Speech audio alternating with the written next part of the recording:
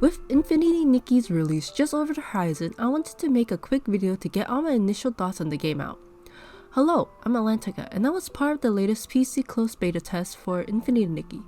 I am an avid fan of Shining Nikki and dabbled a bit in Love Nikki. Infinity Nikki is a free-to-play open-world fashion game. It is the latest installment in the Nikkiverse. So far, we have only really seen one region, and I am excited to see the world expand. I wanted to break down the good, the okay, and the meh in my opinion, and I will also try to keep this as spoiler-free as I can. Let's start with the good, the story. The story is very captivating, and I really took a liking to many of the characters in this world. The story follows Nikki and her fellow companion, Momo. They are looking for miracle outfit pieces and they unlock for crafting as you go through the story. Unlike Shining Nikki, you, the player, will not be an entity in this game. However, I am excited to see if there are any links between the games, as Shining Nikki and Love Nikki has many links. The world. The world that we could explore so far in the beta has many unique areas, and I loved exploring them.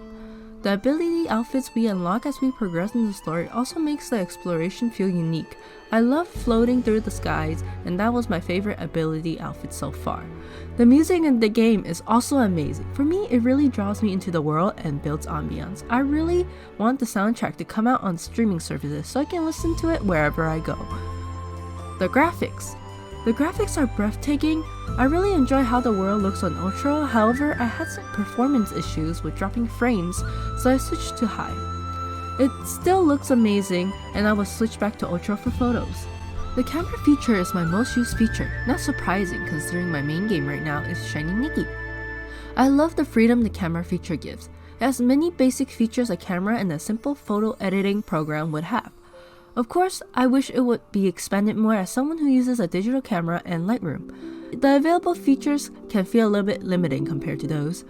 And of course, I would love more lighting and filter options coming from Shining Nikki. I would also love it if we can get atmosphere, weather, and sticker options like in Shining Nikki.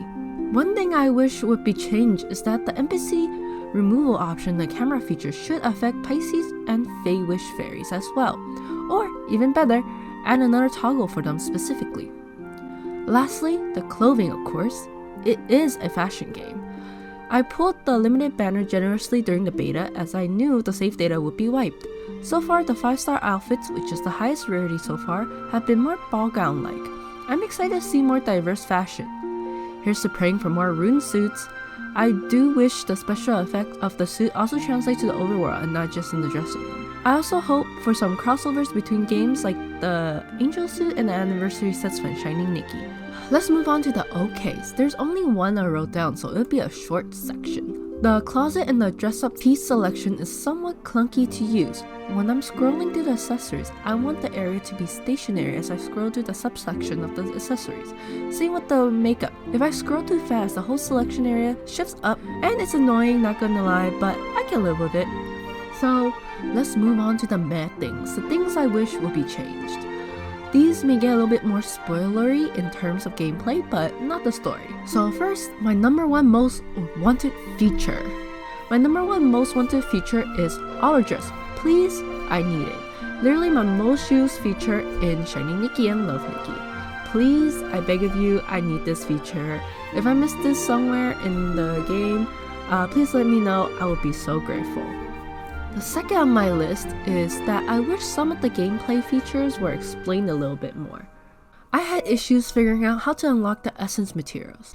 I wish when the essence materials are still locked, if you hover over it, it will say where you can unlock it. I also had some issues initially unlocking perfumes. I did not realize it was locked to a side of World Quest and I just randomly stumbled upon it. Gear Guts, I feel like needs more explanations. I am still so confused on how the stat increase works and wish it was more transparent which stats got the bonus. I would like to know if it's a random stat increase or is it static when I level it up. A feature I would love is a way to reread or rewatch story dialogue and cutscenes in the game. This I'm hoping to be similar to the journey review feature in Shining Nikki. One thing I noticed is you can't really track S-Lings. I wish we could track S-Lings like we can track the other crafting materials. It kind of feels weird that only one type of crafting materials is not trackable. biking. I do not enjoy the biking controls. Might feel better on the controller, but there was no controller support during the PC and the mobile testing. I wish the bike functions the same way as running through the world. It feels a little jarring to switch from one control style to another, especially since they consider it less intuitive. Now let's talk about the combat.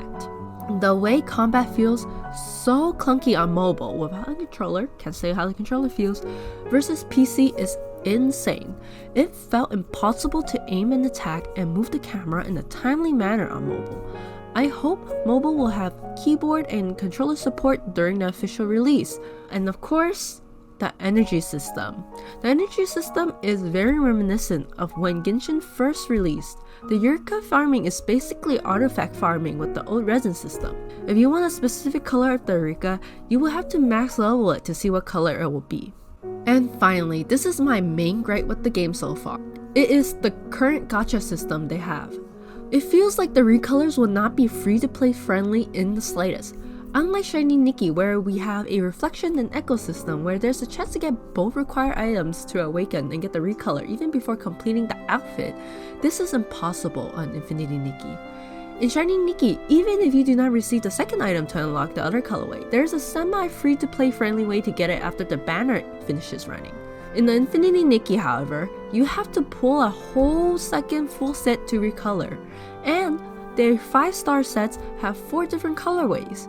I'm not sure if you have to unlock it in a certain order, but if you do and want to get the 4th colorway, you have to pull the set fully 4 times, which is honestly insane. That is a lot of pulls and a lot of money. Another main gripe I have about the system is that I am worried since there are 4 colorways, they might not entertain the idea of adding the custom dyeing feature, which is a feature in Shiny Nikki where you can pick and choose the colors of the outfit, as there is less incentive to pull the set 4 times if you can just custom dye it to that colorway or similar enough. With that, those are my general thoughts on the game so far. I am still very excited for this game and I hope the players' voices will reach the team. Please let me know which features you are most excited for. Subscribe if you want, like if you want. I will try to make more Nikki content, but no promises. Thank you for listening to my ramblings and have a great day.